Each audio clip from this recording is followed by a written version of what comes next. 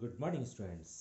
प्यारे बच्चों, आज हम चैप्टर नंबर 16 प्रायिकता की एक्सरसाइज 16.1 में कुछ क्वेश्चन हमने कर लिए थे।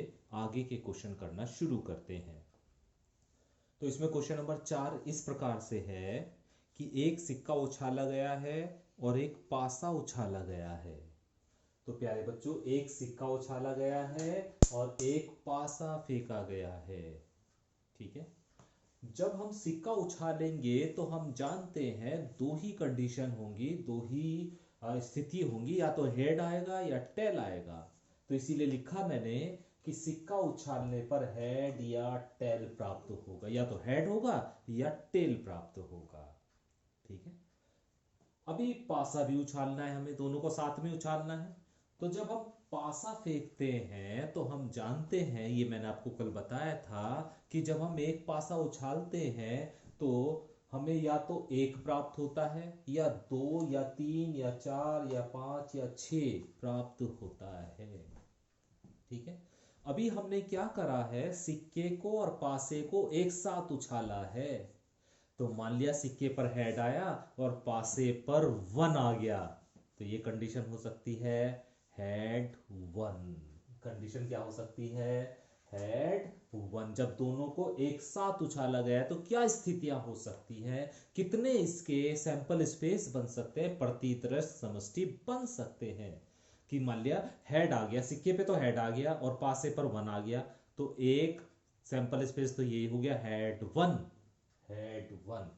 मान लिया सिक्के पे तो हेड आया और पासे पर टू आ गया, ये भी कंडीशन हो सकती है, तो हेड टू। या हो सकता है सिक्के पर हेड ही आया लेकिन पासे पर थ्री आ गया, वन भी नहीं आया, टू भी नहीं आया, थ्री आ गया, तो हेड थ्री। इसी तरह हेड फोर, इसी तरह हेड फाइव, हेड सिक्स।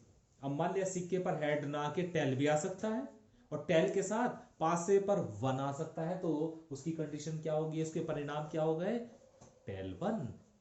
इसी तरह टेल आ गया सिक्के पर और पासे पर टू आ गया, तो टेल टू। इसी तरह सिक्के पर टेल आया और पासे पर थ्री आ गया, तो इसका जो सैंपल स्पेस जो बन रहे हैं वो क्या बन गए, T3, T4, T5, T6। तो इस तरह प्यारे बच्चों क्या क्या कंडीशन हो सकती हैं, क्या क्या संभावनाएं हो सकती हैं, उसे तो हम सैंपल स्पेस कहते हैं। तो ये संभावनाएं हैं, ये कुछ भी इसमें से आ सकता है। जब हम एक पासे को और एक सिक्के को एक साथ उछालेंगे तो ये सारी कंडीशन में से कोई सी भी कंडीशन हमें मिल सकती है। कौन सी मिलेगी ये हमें पता नहीं है, लेकिन हाँ इन्हीं में से कोई ना कोई एक कंडीशन मिल जाएगी, तो जिसे हम सैंपल स्पेस बोलते हैं।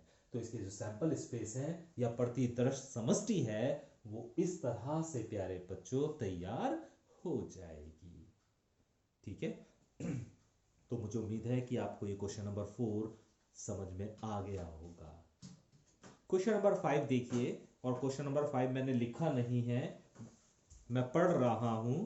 और लिखा है कि एक सिक्का उछाला गया है और केवल उस दशा में जब सिक्के पर चित्त प्रकट होता है एक पासा फेंका जाता है।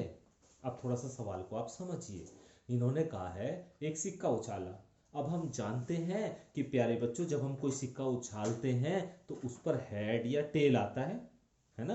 अब कंडीशन इन्होंने क्या दे दी कि जब हमने सिक्के को उछाला और उस पर हेड आ गया तब हम एक पासा उछालेंगे या फेंकेंगे। तो पासे पर क्या क्या कंडीशन होंगी, क्या क्या आ सकता है, पासे पर वन आ सकता है, टू आ सकता है, थ्री आ सकता है, फोर आ सकता है, फाइव आ सकता है, सिक्स आ सकता है। तो इस तरह प्यारे बच्चों सिक्के को जब हेड आया, सिक्के पर जब क्या आए, हेड आए, तो पासा उछाला जाएगा। और पासे पर क्या क्या आ सकता है, one two three four five six में से कुछ भी आ सकता है। तो इसके सैंपल स्पेस, इसके कुल परिणाम कितने हो जाएंगे, जब सिक्का उछालने पर हेड आता है तो पासा फेंका जाता है, और जब सिक्का उछाला जाए उस पर तो हेड ही आ रहा है, अब पासा फेंका जाए उस पर कोई सा भी अंक आ सकता है छह में से। तो इसके सैंपल स्पेस, इसके परिणाम कैसे ज्ञात करेंगे, तो इसके प्राप्त परिणाम जो होंगे वो होंगे H1। भाई हेड के साथ वन भी आ सकता है, हेड के साथ टू भी आ सकता है, हेड के साथ थ्री भी आ सकता है, हेड के साथ फोर भी आ सकता है, हेड के साथ 5 भी आ सकता है और हेड के साथ 6 भी आ सकता है। तो ये कंडीशन होंगी, ये संभावनाएं हमें प्राप्त होंगी। ठीक है। अब यदि प्यारे बच्चों सिक्के को आपने उछाला और उस पर हेड नहीं आया, टेल आ गया, तो हमें पासा नहीं फेंकना है। तो कितनी संभावनाएं होंगी? मान लिया आपने सिक्का उछाला और टेल आ गया, तो पासा में फेंकना ही नहीं है, तो सिर्फ एक ही तो कंडीशन होगी, टेल आने की तो कंडीशन होगी, पासा तो फेंकना ही नहीं है फिर हमें। ठीक है। तो कुल मिलाकर कितने सैंपल स्पेस बनेंगे?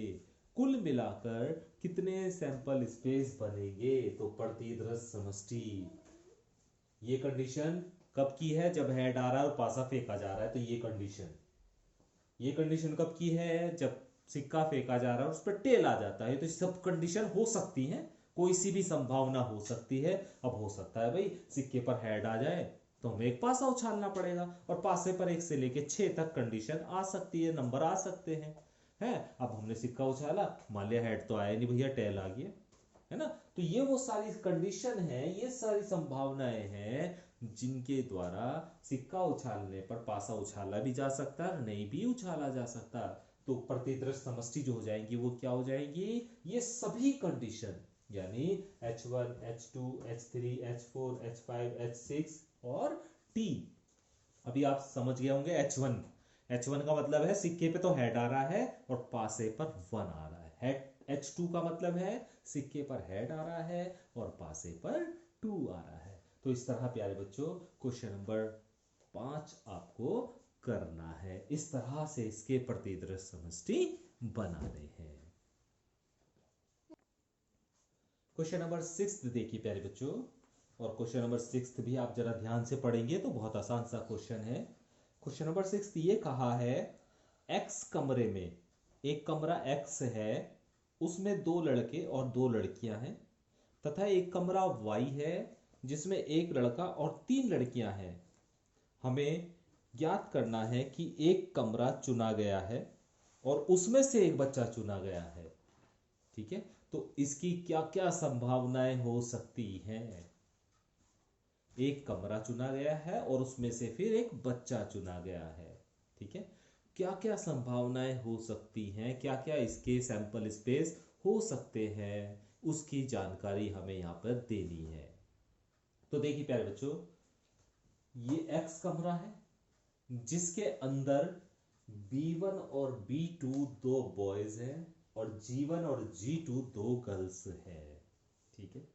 तो प्यारे बच्चों पहले हमें कमरा चुनना है, तो इसका मतलब एक्स चुनना है, हमें कमरे को चुनना है, फिर एक लड़का एक बच्चा चुनना है। वो लड़का 1 भी हो सकता है, B1 भी हो सकता है, B2 भी हो सकता है, G1 गर्ल भी हो सकती है, G2 भी हो सकती है। तो ये कुल संभावनाएं कितनी होंगी? तो कुल परिणाम या प्राप्त परिणाम क्या होंगे? कमरा तो हमने एक्स चुना और लड़का B1 चुना जा सकता है। कमरा एक्स ही चुना है, लड़का B2 भी तो चुना जा सकता है। कमरा एक्स ही चुनना है, अब लड़के की जगह लड़की G1 भी तो चुनी जा सकती है, और कमरा एक्स होगा और लड़की G2 भी तो चुनी जा सकती है। तो प्यारे बच्चों एक्स कमरा हो और उनमें से एक बच्चा चुना जाए तो उसकी ये स्थिति बनी रहेगी, प्राप्त परिणाम इतने होंगे। ठीक है। अभी हम कमरे नंबर वाई पर आते हैं, जिसका नाम वाई है कमरे का। मान लिया हमने एक्स कमरा नहीं चुना, हमने तो वाई कमरा चुना है। अब उसमें से एक बच्चा चुनना है। अब वो बच्चा लड़का भी हो सकता है या तीनों लड़कियों में से कोई भी हो सकता है। तो कुल संभावनाएं कितनी होंगी, प्राप्त परिणाम कितने होंगे? वाई तो कमरा चुन लिया आपने, अब मान लिया लड़का चुन लिया, तो B3 हो जाएगा, है ना। और क्या संभावना हो सकती है? वाई तो कमरा है, ये लड़की हो सकती है, G3 लड़की हो सकती है। वाई कमरा है, G4 भी लड़की हो सकती है। वाई कमरा है, G5 भी लड़की हो सकती है, क्योंकि कमरा हमने वाई चुना और एक बच्चा चुना, उस चारों में से कोई सा भी एक बच्चा हो सकता है भाई, 3 तो लड़के और एक में से कोई सा भी एक बच्चा हो सकता है। तो इसकी क्या संभावनाएं हैं, इसके प्राप्त परिणाम क्या हो गए?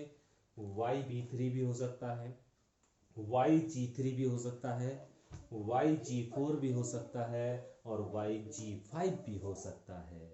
ठीक है। तो कुल परिणाम कितने होंगे कि हम एक कमरा चुने। अभी जरूरी नहीं थोड़ा, हमें ये थोड़ा पता है कि हमें ये कमरा चुनना है, ये चुनना है। हमें तो कोई भी एक कमरा चुनना है, तो या तो x चुनेंगे या y चुनेंगे। तो x चुनेंगे तो उसके परिणाम इतने, y चुनेंगे तो उसके परिणाम इतने।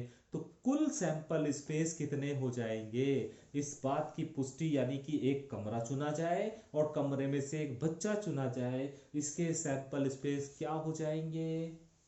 एक्स बी वन भी हो सकता है, एक्स बी टू भी हो सकता है, एक्स जी वन भी हो सकता है, एक्स जी टू भी हो सकता है, वाई बी थ्री भी हो सकता है, वाई जी थ्री भी हो सकता है, वाई जी फोर भी हो सकता है, और वाई जी फाइव भी हो सकता है। तो इस तरह इसके हमने सैंपल स्पेस बना दिए, प्रतिदर्श समष्टि इसकी तैयार कर दी है। ठीक है, तो इसे आप अच्छे से समझेंगे तो ये क्वेश्चन भी आपको आसानी से ही समझ में आ जाएगा।